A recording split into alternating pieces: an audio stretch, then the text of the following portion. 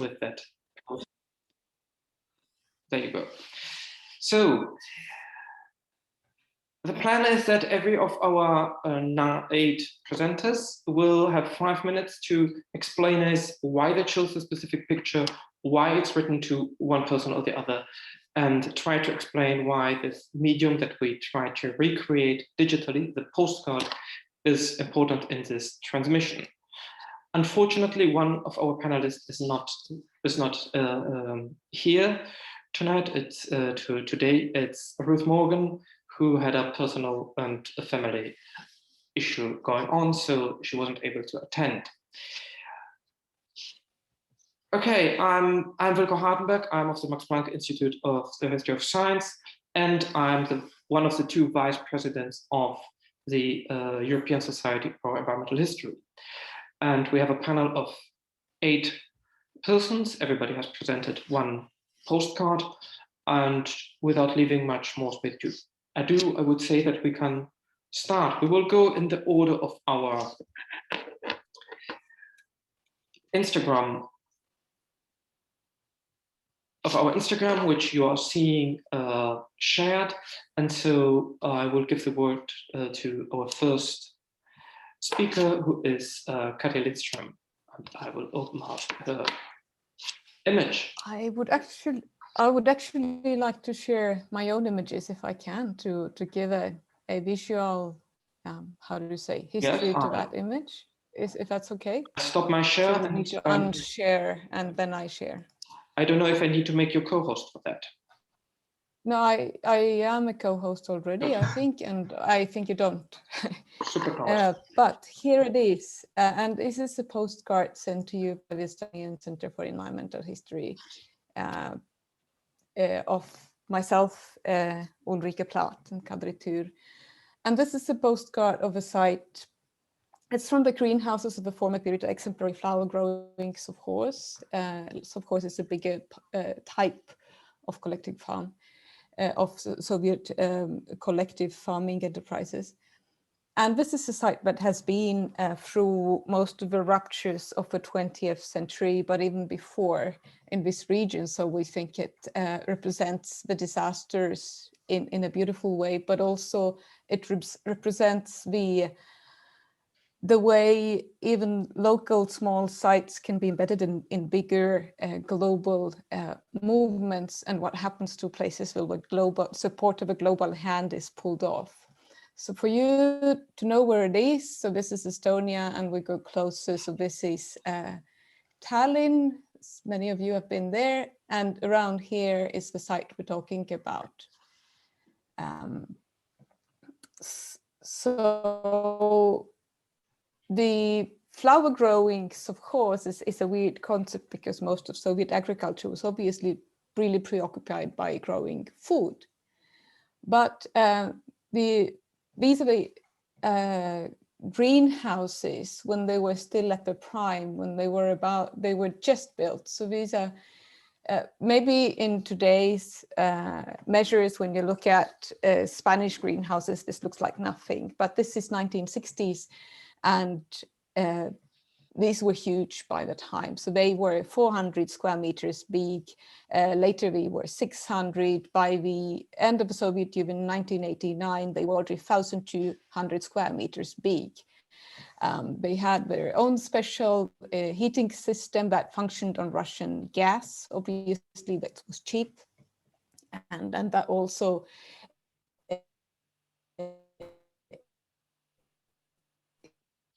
heated up all houses, procedures, and process.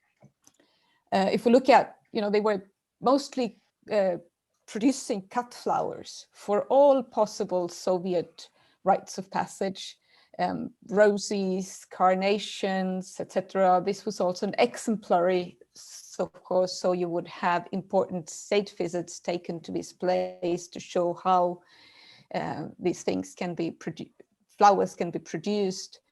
So there was 12 hectares of flowers on open land, 2.6 hectares of greenhouses, and in 1989 there was 2.9 million cut flowers produced. If you think of a population which is 1.3, then that's like a big amount. And obviously that's because of a flower culture of a time where flowers were a part of most of the rites of passage, like, you know, anniversary of the army, Women's Day. So you would take flowers, potted flowers to your teachers, but also all sorts of graduation ceremonies.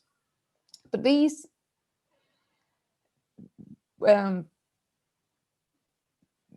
kind of, you know, mazes of glass houses did not emerge from nowhere. So their roots are actually in the earlier period, which was also in the manors in the Baltic German states. So even already in the 18th century, this is how it looks like now, but already in the 18th century, here was a big estate dedicated to flowers, but also fruit cultivation, apples to Petersburg mostly. So this was dedicated to creating, to producing food to St. Petersburg. And obviously having greenhouses in Estonian climate and in a soil that is not apt for agriculture at all, too windy, and it meant a lot of investment. Industrial revolution with steel and glass made possible to cultivate pineapple in this region. So this was already then a place of fancy cultivation, prestige goods for the global market, so to say. This continued in 1930s with cut flowers, more than 300 fruit trees, even after nationalization from the Baltic Germans. But in 1991, everything collapses. The global networks of prestige products disappear. Petersburg market disappears. People want quick money. No cheap gas, steel, or glass from the Soviet Union, so the flower cultivation collapsed, as did the culture of cut flowers. And these greenhouses were privatized, and by today they are almost all in ruins. Only a random pot, like an individual old lady gardening in these, and the seeds have been dissipated all into private gardens around the whole region. So it's also a story of when the global hands disappear as a result of a rupture, how these structures dissipate and become distributed all over the place. So all these bulbs and seeds and seedlets have made their way into surrounding gardens, whereas the megastructures stand empty. So this is the story behind these greenhouses, and the reason why we've chosen it is to show the early globalization of such structures and their dissipation. Thank you. Thank you. If you unshare your screen, I can take over. I do. I will. Yes.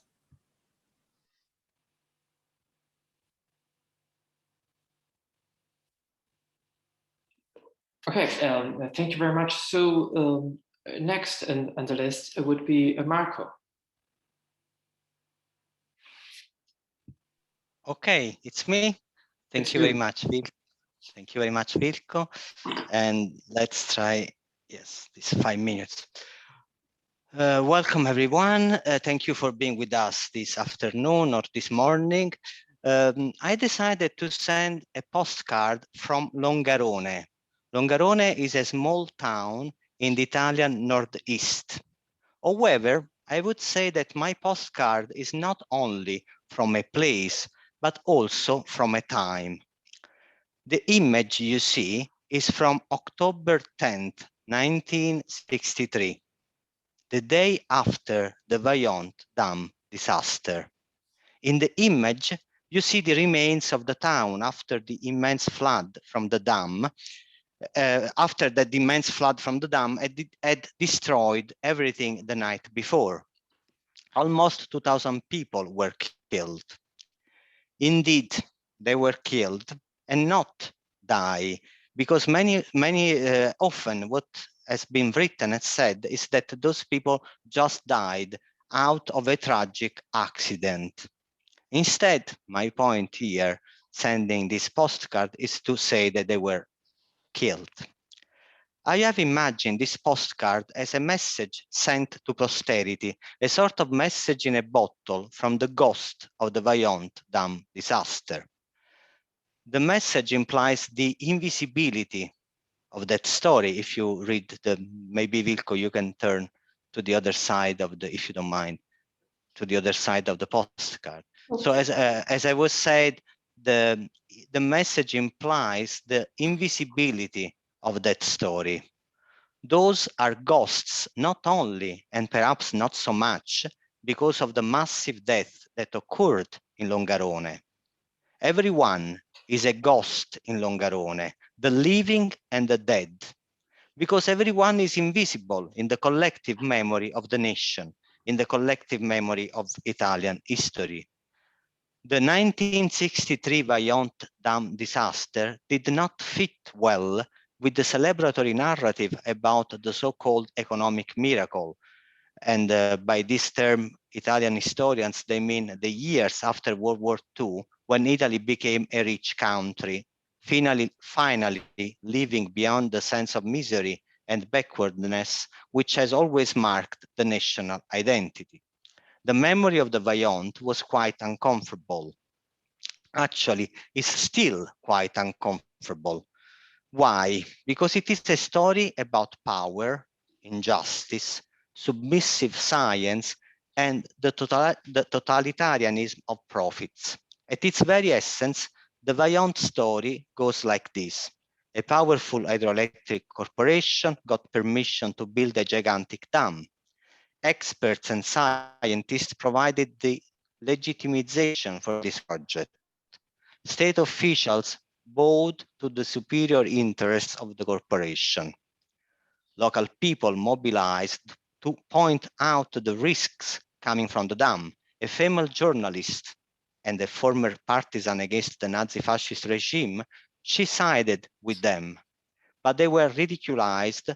They were poor, ignorant villagers questioning experts who had the right degrees to talk about these things. On the night of October 9th, 1963, 300 million cubic meters of rocks falling into the reservoirs stated who was right and who was wrong. The death of 2,000 people sealed the end of the controversy. Actually, no. 300 million cubic meters of rocks, 2,000 people drowned in mud and water were not enough to seal any conclusive result. Those people remained ghosts precisely because their stories were not heard, their reasons were still rebutted or ignored, their knowledge erased. The Vaillant was an unfortunate natural disaster. This was not only the strategy employed during the trial by the defendants, this is obvious, of course, but this was also the public discourse about the event.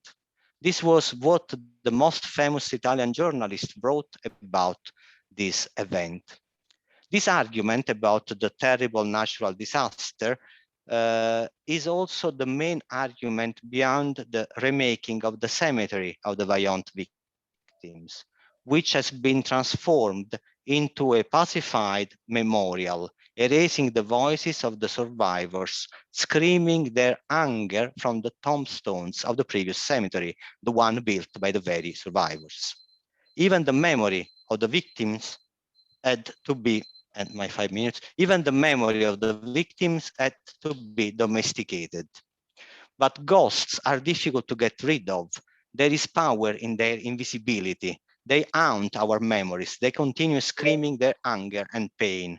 Indeed, I believe in ghosts. And if they wander around, you never know. It might be time for a revolution. And I stop here. Thank you, Marco. And now there would have been the time for Ruth Morgan about the Warragamba Dam.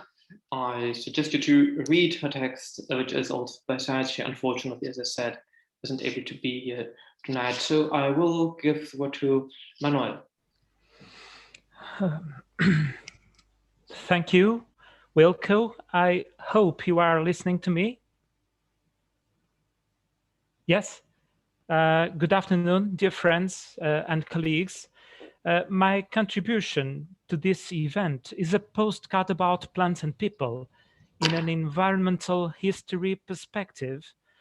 I took this picture in Upper Egypt near Kom Ombo, some 50 kilometers north of Aswan, during an ethnobotanical expedition held in December 2019. We can see here Ahmad Salama picking an inflorescence of Futna, which is the Egyptian name for Acacia farnesiana, a plant of American origin whose violet-scented flowers produce a concrete and an absolute for high-range perfumery and cosmetics. In this little bottle, there is a sample of Absolute Cassis Egypt. I'm afraid you can't read it, so I read it for you. You can smell it so far, maybe one day. Ahmad learned from his father how to harvest these flowers. Now he coordinates the teams that harvest Futna flowers every year between December and March in Beni Suef and Kom Ombo. These inflorescences are not picked one by one, but plants are beaten with sticks and the flowers fall on mats placed on the ground.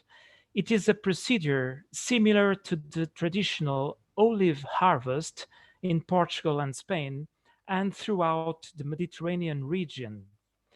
The flower harvest of Futna or Acacia farnesiana is probably the last living testimony of a rural activity that was once widespread in several countries of the Mediterranean region, namely in the south of France. It has declined since the mid-20th century and almost disappeared from rural areas except in Egypt. The survival of this activity in Egypt also shows us how exotic acacias may coexist with native ones, such as Acacia nilotica, both contributing for the production of the Egyptian landscape in the geographical sense. In this process, the vernacular knowledge of Egyptian peasants plays a crucial role under the stimulus of the flavor and fragrance industry. On the upper margin of the Mediterranean basin, in countries such as Portugal and Spain, France or Italy, exotic acacias, mainly of Australian origin, thrive in rural landscapes and are considered invasive plants, that is, harmful plants that should be eradicated from landscapes and ecosystems. However, if we pay attention to these plants from the point of view of environmental history, we may recognize the complex process of their introduction and diffusion by human agency in the Mediterranean region. We can even ask ourselves to what extent these plants are a cause of ecological impacts or more likely a consequence, having proliferated as a result of profound transformations in rural landscapes and their peasant communities in recent times. Acacias, therefore, are a sort of plants that illustrate the current paradoxes of landscape management in the Mediterranean region and elsewhere in the world. I suggest that a closer look at situations like that in Egypt can help us find better ways to coexist with these plants in our landscapes. I therefore advocate replacing the current war on these plants with more peaceful ways of integrating them. Thank you for your attention. Thank you, Manuel. And Mika. Hi. So I'm Micah, and I am talking to you today from Stavanger in Norway, but I wrote this postcard from northern British Columbia, from Prince George, which is my hometown. And I'm currently working here in Norway on a project about transient wildfire smoke in the Northern Hemisphere. So this postcard is sort of related to the research that I did in the archives. So the photo that you're looking at was actually not taken by me, it was taken by my partner and used with permission. My partner is a seasonal wildfire fighter in BC. And the image that you're looking at is this big old spruce. And these big trees, I talk about a cedar tree in the postcard, but this one's a spruce. These big trees, when they get burned up in wildfires, often what happens is the embers will collect inside the trunk and they will stay there for days and days and days. So even after the fire has passed, the trunk of the tree can have like this bed of hot embers inside. And that obviously makes it really challenging for people to cut down. Imagine trying to sink a chainsaw into that. But I also thought it was like a really interesting metaphor for the climate crisis. And so that is the way that I framed it in my postcard. So I wrote in my postcard to a man named Arthur Kirk, who was a forest firefighter in northern BC, who lived in the same landscape that I did and worked in the same landscape that my partner works now. And he, in his later years, was really crucial in the development of airplanes in forest firefighting. And he talked a lot about, so he has this collection of interviews in the Royal BC Archives in British Columbia, where he talks a lot about the changes that occurred in the forest fighting service over time and with the introduction of scientific forestry. One of my favorite stories that he told in his interviews was about how in the early days they used to have a box full of water, like a cardboard box, and they would have it in these beaver planes, these little biplanes, and they would just tip the cardboard box full of water out of the plane into the fire. And often it didn't work very well. It often would miss the fire completely and soak the rangers. So he talks a lot about sort of the technological improvements as they occurred over time. I think I was really lucky to find Kirk in the archives because his interviews are all on tape. So it wasn't like I was reading from a text. I could actually hear his voice.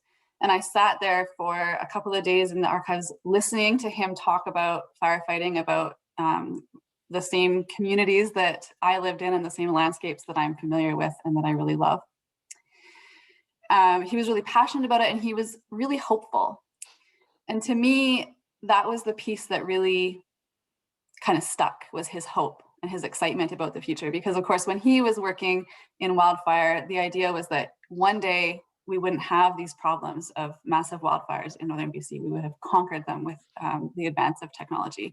And of course, as we know, that hasn't been the case. So every year in British Columbia, we now have these smoke seasons where the massive wildfires that are sparked by the warming of our climate and the drying of our climate, the smoke billows up and shrouds our skies and creates orange suns, which many of you may have seen last year or in 2018, which was another bad fire year.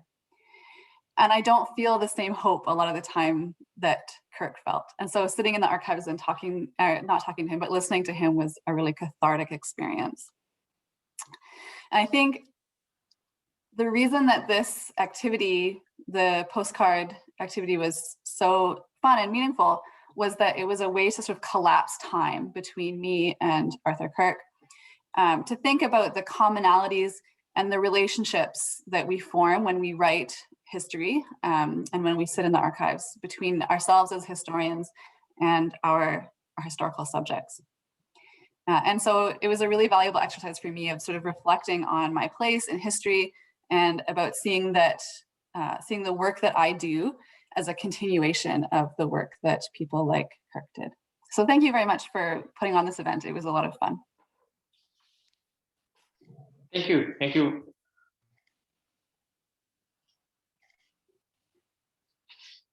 David Moon.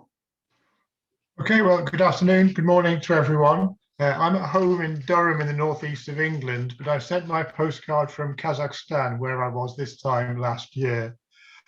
My postcard to the future in these unstable times highlights an endangered species, the Saiga antelope, which you can see here on the postcard.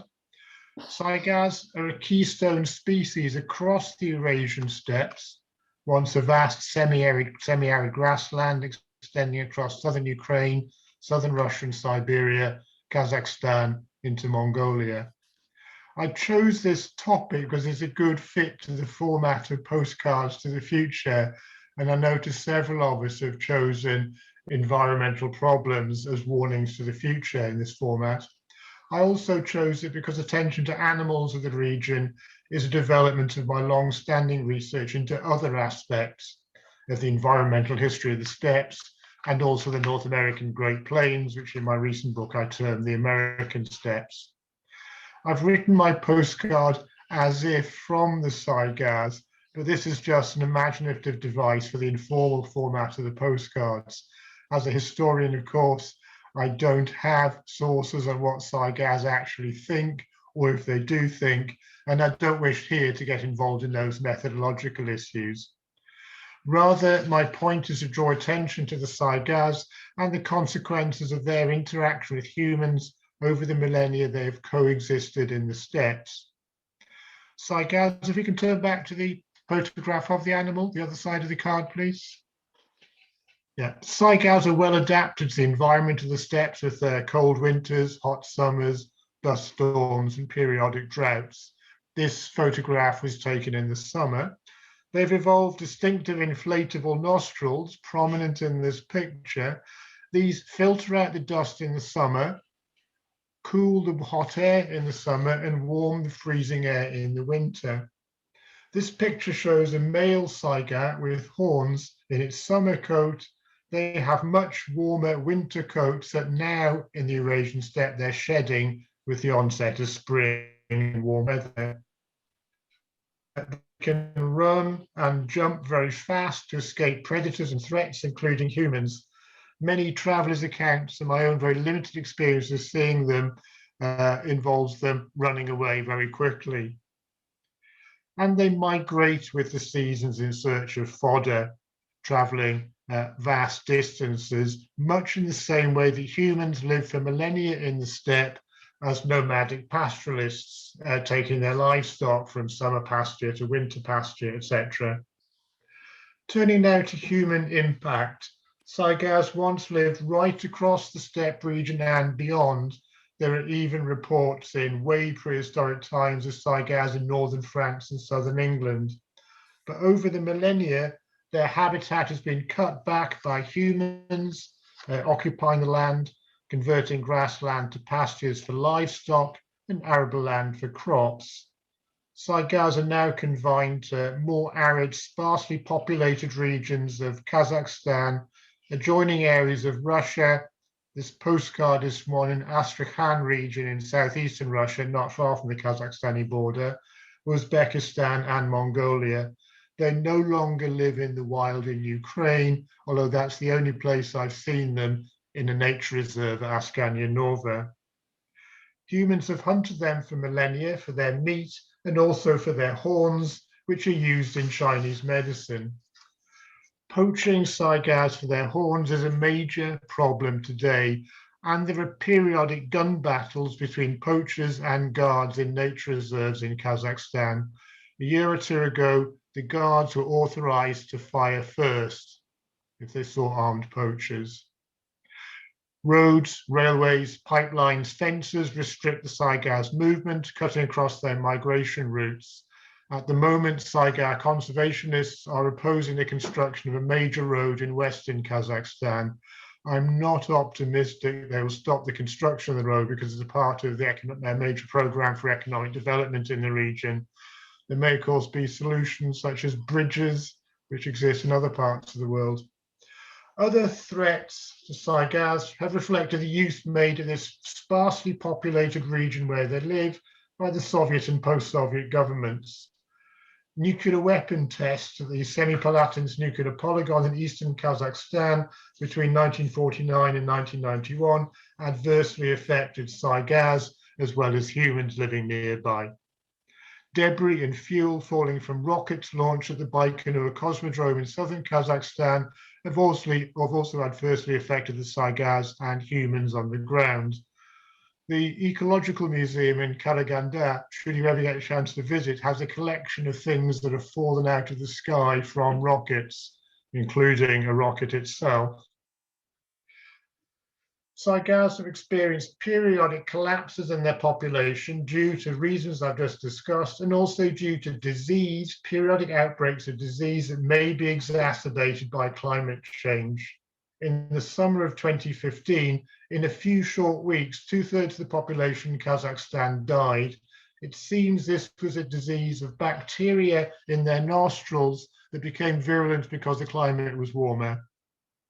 Now, to conclude on the current situation, although my postcard was rather bleak, numbers are now recovering.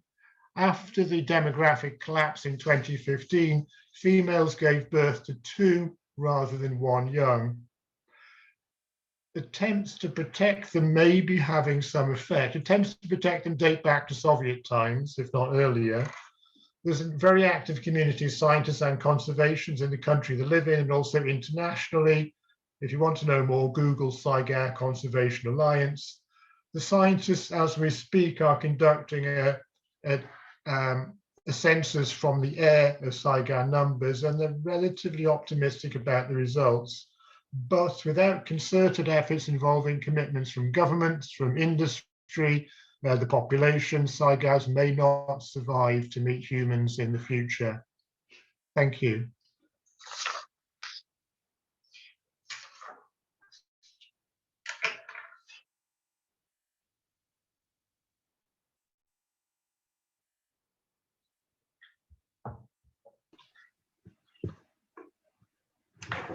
I think you're muted, Wilco, but I guess it's my turn. Sorry, obviously I was muted. The only time I muted myself was when I was talking.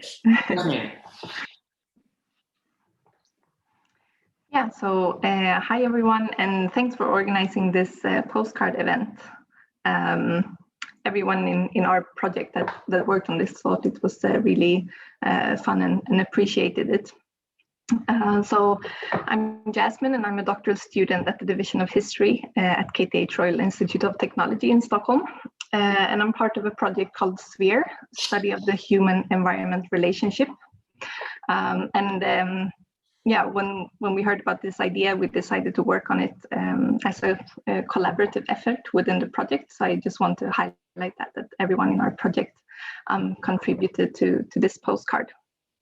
And it's a postcard from us in the SPHERE project. Our greetings from Svalbard to the 2100. So why a postcard from Svalbard to the future? Well, we thought of Svalbard, or we think of it as a place where sort of past, present, and future are very much connected.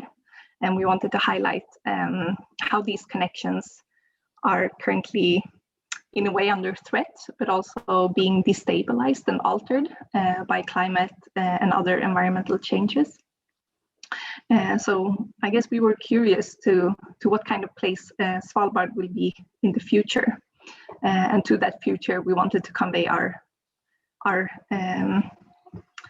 image of what Svalbard is today as we know it. So for our postcard, as you see, we have chosen kind of typical holiday greeting postcard format.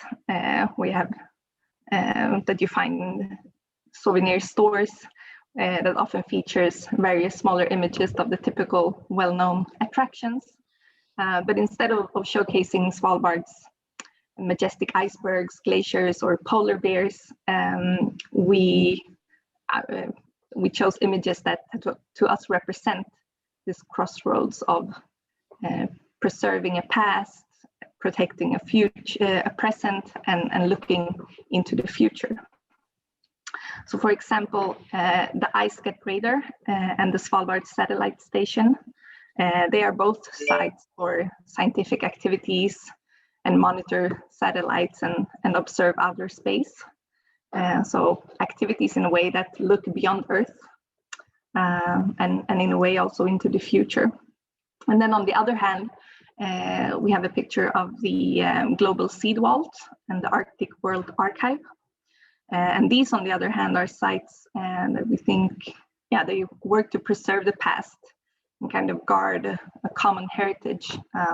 So the Seed Vault, for example, is a repository for biological diversity, sort of natural heritage, while the EVA store huge amounts of data as a sort of digital heritage of historical and cultural interest.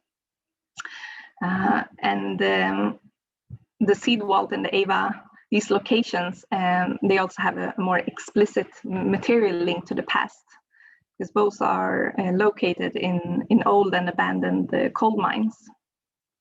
And also the EVA is partly run by the Norwegian state-owned coal mining company still. And then we have an image of the community Ny-Ålesund, which is a former coal mining community that today has been transformed into a base for international research and scientists that mostly study climate change and environmental processes. And again, we can see how kind of old mining related areas or sites have been repurposed at the end of the coal mining era. And of course, there's an obvious paradox here that these past activities, of course, have contributed a large amount of the carbon dioxide that today rapidly is transforming this landscape, and will likely continue to do so also in the 22nd century.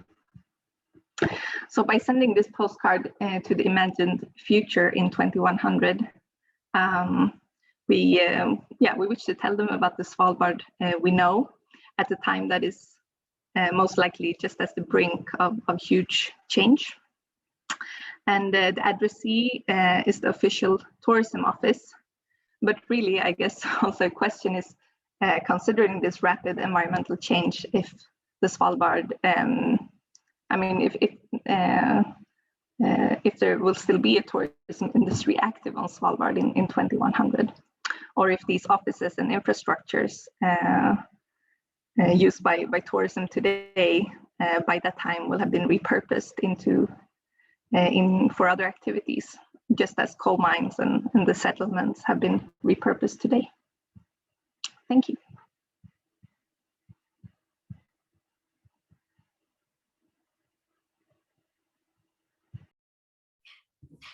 Thank you. Baiba and her team, I suppose I understood. Yes, thank you very much. And I hope the thunder doesn't come over. But if so, we have a lot of colleagues. As you can see, lots of members of Baiba, but they are all different Baibas or my colleagues. So it is 11 contributors to this postcard, and big thanks to our artist who actually, this is an original work, particularly for this event. And thank you also for many who mentioned things as endangered species, and there were also resonance from the colleagues as the first speaker who mentioned botanical, or not botanical, but the greenhouses. And so I think it resonates a lot also with other speakers. With no wait, I will ask Marte to bring you into this Caraway story, and then I will continue. So please, Marte. Thank you, Baiba. Here we go. So all of you, can you imagine taking a bite of this homemade pastry with cheese, this warm smell of yeast embracing you like a warm blanket on a cold winter day, this crust crunching, perfect balance of sweet and hearty hitting your tongue, together with the nutty, the bittersweet note of the warming caraway.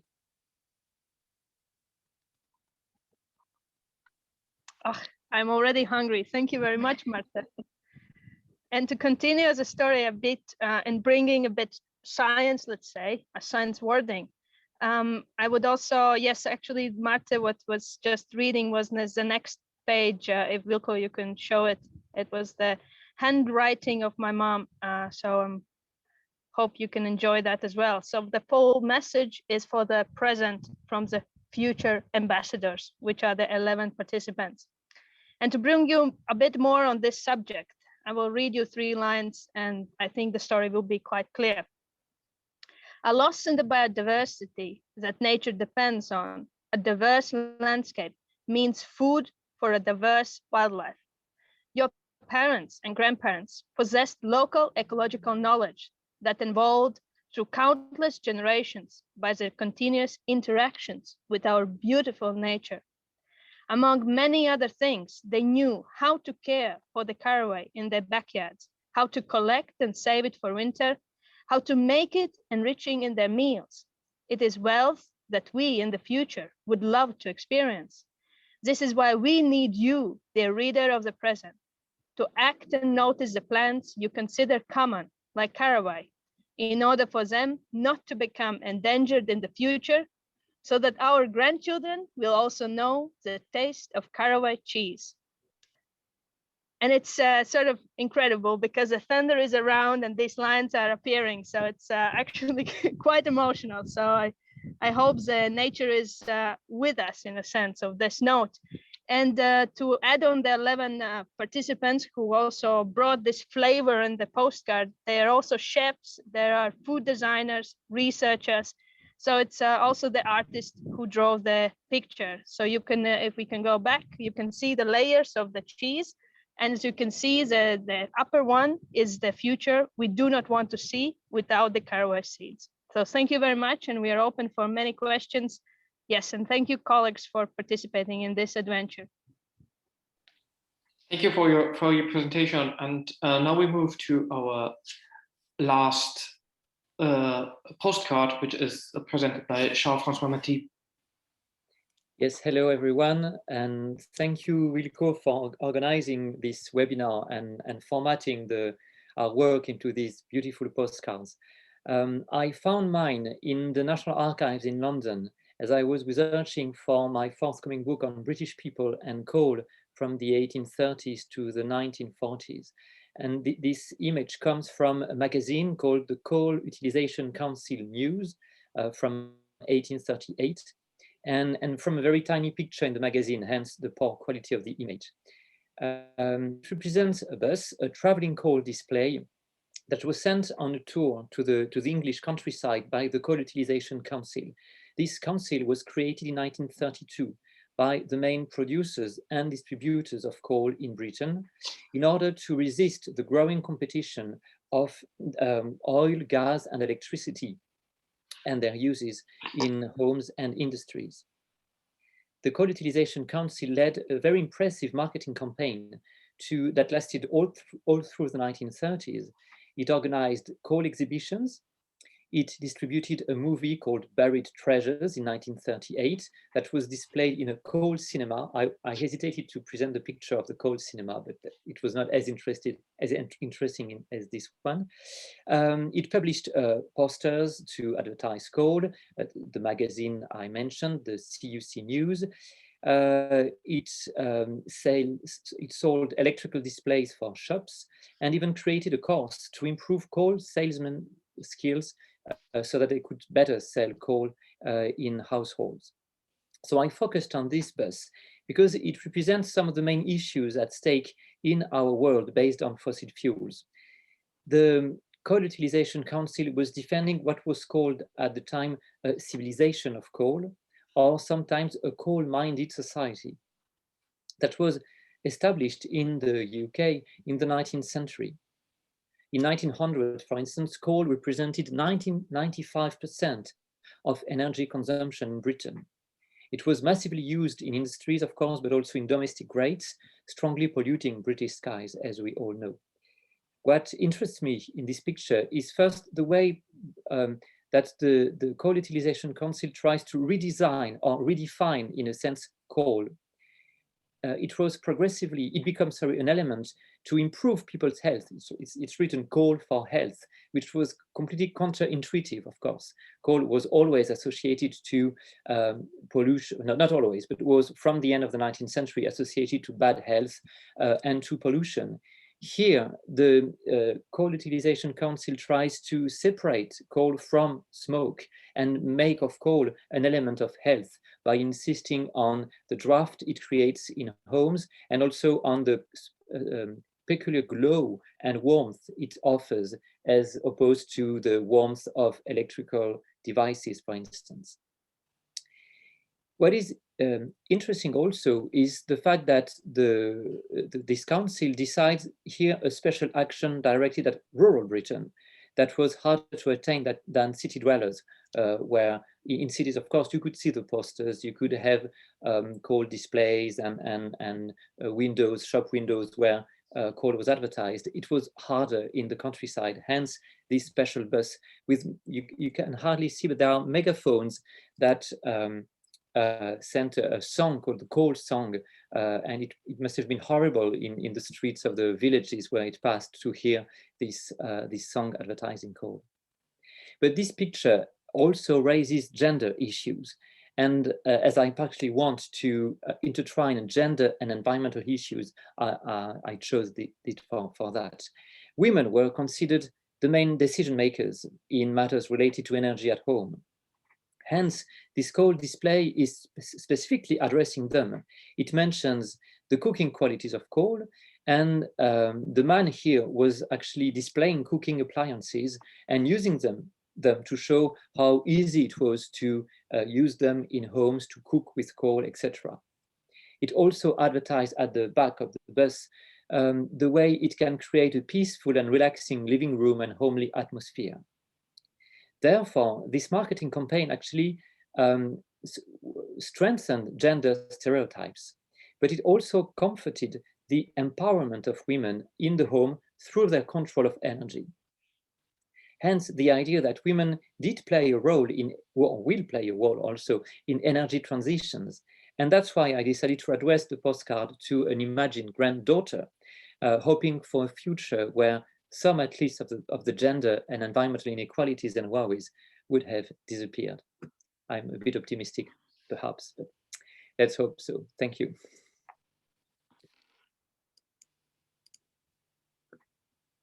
Thank you. And I'm now show again the whole picture of all of our nine postcards. And so I made all attendants also into participants. So we can go on with questions. The best way probably would be if you have okay, I see already a raised hand. Please use raised hands. And the people who don't have a camera on, please write question into the chat. I'm looking at the chart now, so I'm not sure I will also see the Q&A. David. Can I send a postcard from the past to Charles Francois about coal?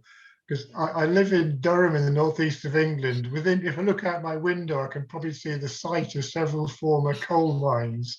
There's a mining centre in the centre of Durham, and not far from Newcastle on Tyne, which is a major port for exporting coal. In my childhood, I had relatives worked directly for the coal mining industry. My dad was a structural engineer. He designed building equipment for coal mines. Happy memories of my childhood I associate with the sweet smell of burning coal. The coal man arriving, delivery of the coal was a happy event. The coal man was like a friend of the family. So it was only gradually I realized, I remember my father explaining to me when I was a teenager, the reason all the buildings were black was because of pollution from the coal. And they started bringing in legislation, clean air legislation to stop it. But this was, and banning coal, but this was never extended to areas where a lot of miners live because they got free coal as a supplement for their wages. So it's not a question, just an example how times have changed. I've just spent 2 years in Kazakhstan where a lot of power is generated and heat by burning coal. So my foreign colleagues complained about the smell of burning coal. I thought it brought back happy memories of my childhood, even though I now know it's very wrong. So a postcard from the past. Thank you. Actually, what you say is really interesting for me, because what I try to show in my book is that coal was so strongly used and resisted so long against electricity and gas and so on, because people liked the coal fires in their homes and the smell and what it brought as memories. But I'm surprised about what you say about the coal delivery man. I thought he was a kind of scary figure for kids, you know, the black man entering the house. But I haven't really worked on that. Oh no, obviously they were covered in coal dust, but thank you anyway for these memories. You're welcome.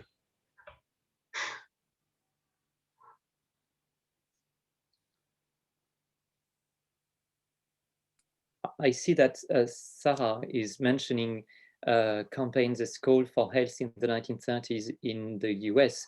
If you have any reference on, you know, books or articles on that, or I would be very, very interested. What I was talking about was not coal for health, but the electrical companies, in order to get enough demand to build their electrical networks, ran electricity for health campaigns. But they're identical. They're focusing on the kitchen. They're focusing on women. I'll see if I can find some images and send them to you. It's true that all energy companies would run the same story. They would all say, whether gas or electricity or coal, that it was for health, that they would free women from their tasks. It's really striking that they all use the same arguments, actually. Mm.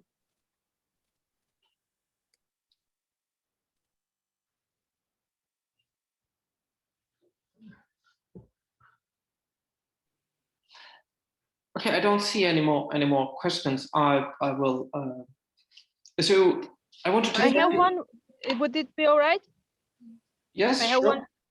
Perfect. Sure, Now, just for David, in respect to the endangered species, and if I was correct on the, we see the picture of the wildlife animal, and I was wondering if you could comment on if there's any species you would consider, let's say, as we call it, widely distributed plant species, but do you see any particular species in an animal kingdom which you would say we need to start thinking about it before it becomes rare?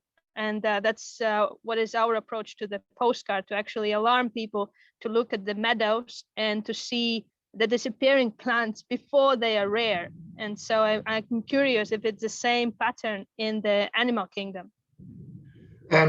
Yeah, I chose the Saiga because it's not as well known as it should be, but it does face these periodic crises due to disease or other factors. But the same is true of the vegetation of the steppe region, because so much of it's been ploughed up. I don't have expertise in botany. A botanist colleague in Ukraine is currently posting on Facebook wildflowers as they come out in southern Ukraine at the present time to highlight their importance, because they're limited to certain areas that aren't ploughed up. I think your wider point about highlighting species, whether plants, animals, before they become endangered is a really important one, because say wild horses, I mean, we're not entirely sure whether there ever were wild horses in historic times, but they're gone forever. So it might be an idea to highlight things when it's not too late. So thanks, that's a very good point. Yeah, thanks. Thanks for this one as well. We foresee that there is also a lot of action about, like also if there's a cost action on European level regarding endangered plants or endangered taxa.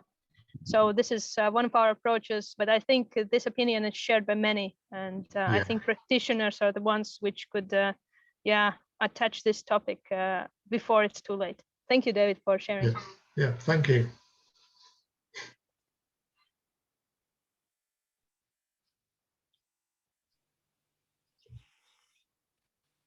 Yeah, I wanted to thank you all for a very varied set of postcards, which, however, kept a promise to talk from one time to the other and show a diachronic vision of what a postcard can do, which is weird, because a postcard is a very static medium. It shows one image of one point in time.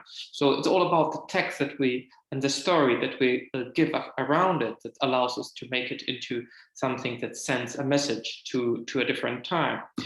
And I wanted to apologize if you heard a few blimps during the talking. It's because I was not always in mute, and it was because our Instagram was going up and flying with likes and stuff. So actually it was good because it meant that our account got some success.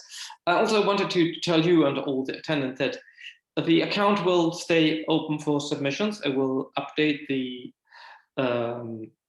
bio of the account at some point, and so that new postcards can be posted in the future, because obviously it's useless to have a social media that exists once for one day and then never posts anything again. I don't know if anybody of people who already did it want to, but we will try to advertise so that other people can become part of it. It obviously there is a bit of work behind it, but it's manageable. As you've seen, this posting did not take too much time. And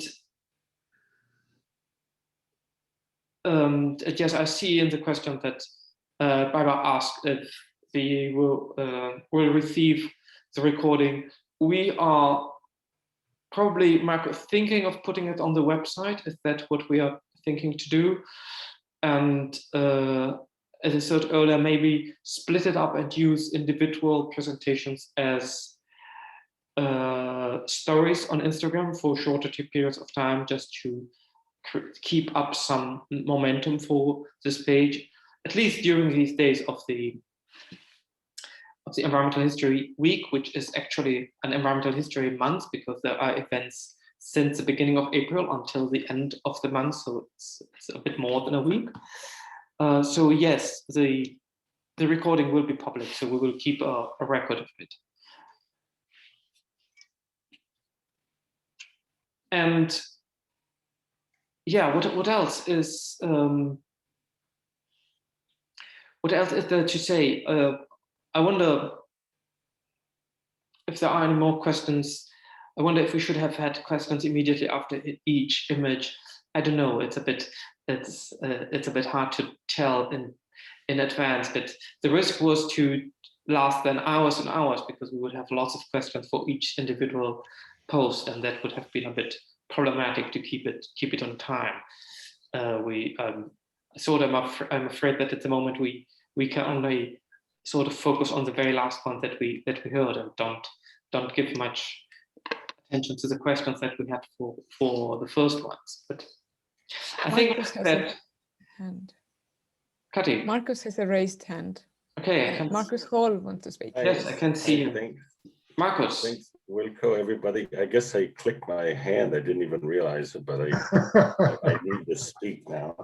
I'm in digital land here. Thanks to all the panelists and to all the postcards. I was looking at the webpage and I was flipping from image to image. And one thing that struck me was how what might be done is to show the words on the back first, because there's the traditional text, and then to sort of the surprise is then to see the image that comes out on the other side. So actually it's a series of 9 images, but you also have the text on the reverse, which is posted if you go in and click. And sort of a surprising result, I think, is just to show the text and then to see what is on the back of the text. So the page itself could be constructed sort of in reverse. And so maybe a question that comes out of this is, some people's text was very short and others was very long.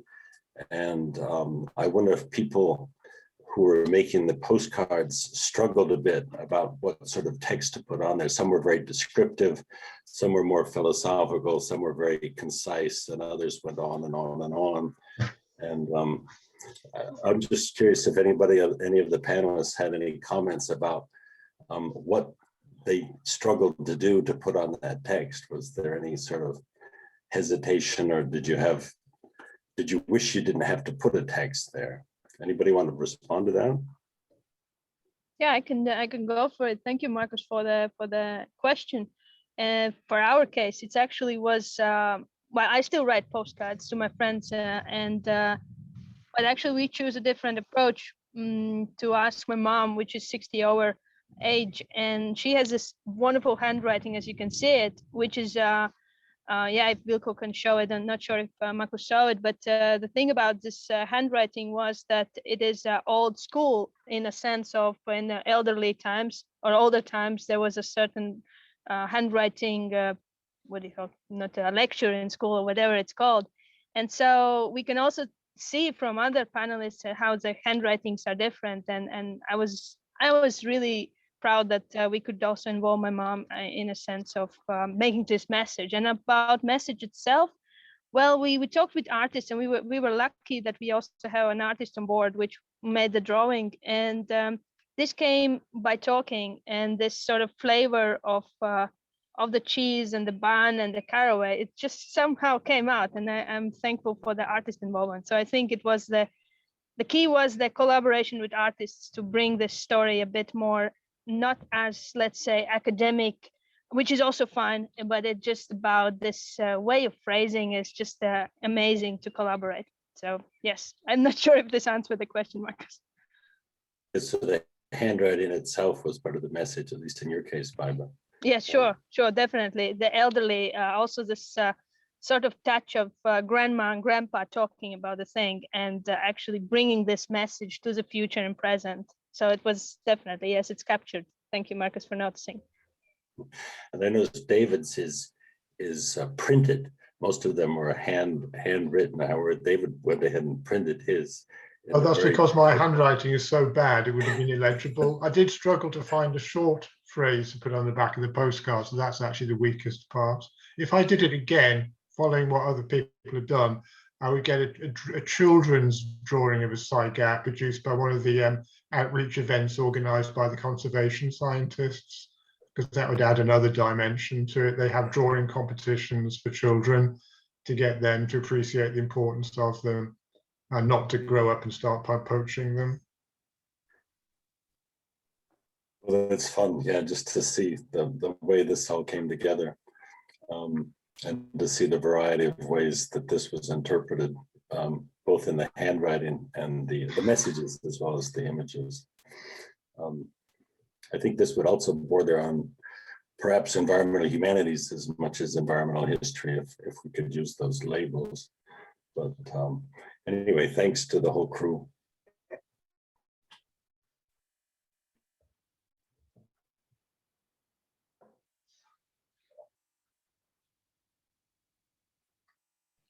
Okay.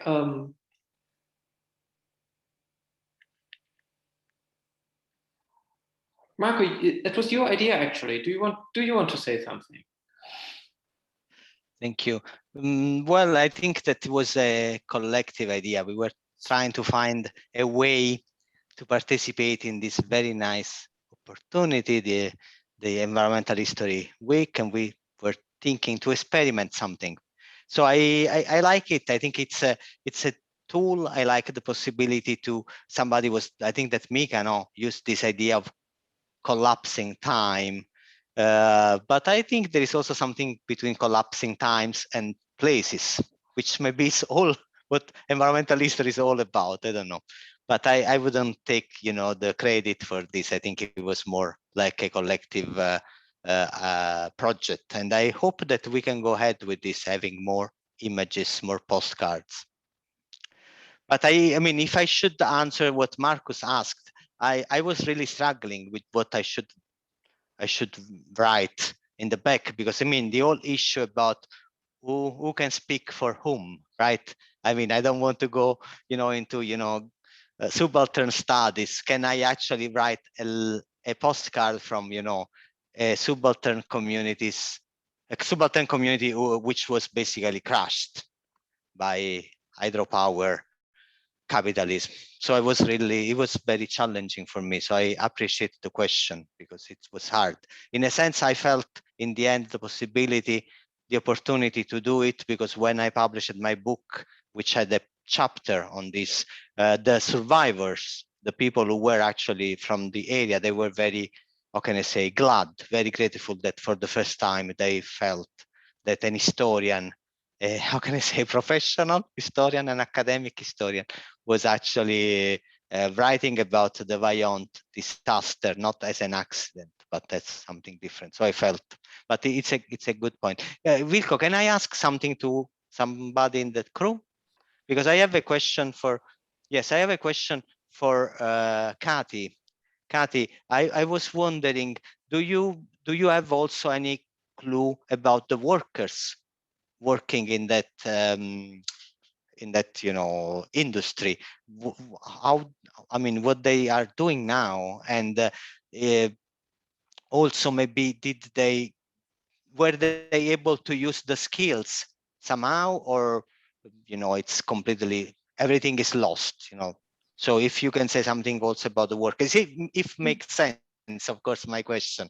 If doesn't, It of course don't makes bother. sense, because I mean, gardening in northern latitudes where the light and climate conditions are very challenging. I mean, if in 80s it was very common for Februaries to be -30, for example.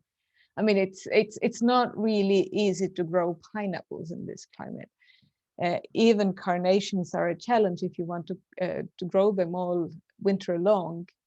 That said, with the fall of the Soviet Union, this 369 workers, I think, that were working in these greenhouses, first they try to take over. So the greenhouses get privatized, of course, but then 90s is all about quick money. I mean, the greenhouse is more valuable as scrap metal than a greenhouse at that time. The greenhouses stand there still, but they don't generate the revenue. People don't, there's no army anniversary to bring carnations to.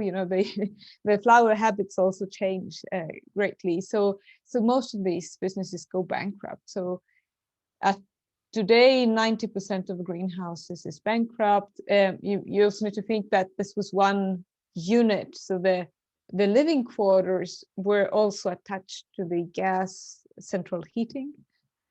So they get turned off. And that happens in all collective farm centers where industries and central heating to the houses was connected. So it gets turned off. So they need to engineer alternative solutions. Now Wiimsee is quite well-off area. So they came out of it quite easily, but still there is a feeling of abandonment, and there is like kind of guerrilla gardening going on in these greenhouses. So there are some of the greenhouses where people still keep gardening. So this is private gardening. They use their skills. Of course, many people would be retired anyway by today, but so as a production, it does not exist in this scale, of course, because it's cheaper to buy tulips from Africa.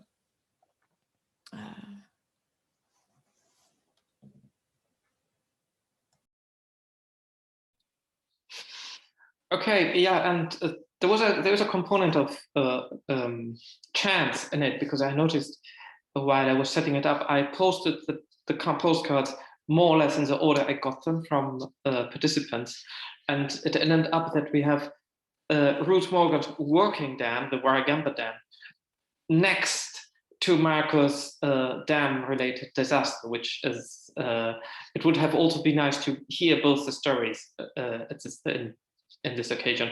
And also we have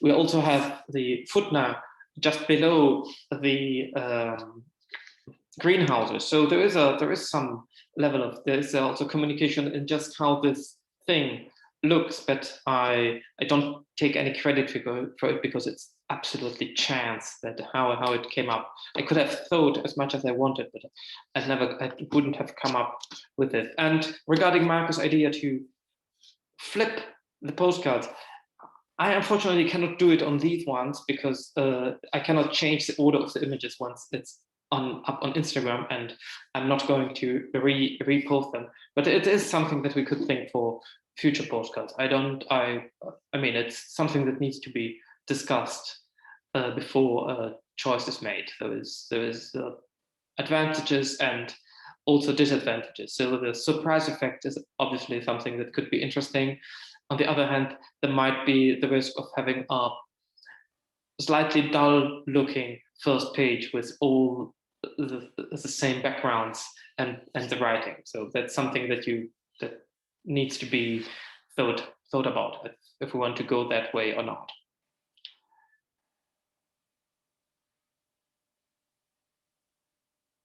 Okay, looks like we are at the end of our thing. I'll keep all panelists posted about the state of the instruction page if they want them to share it with their network, so that we can go on and reach new people that the society itself cannot reach.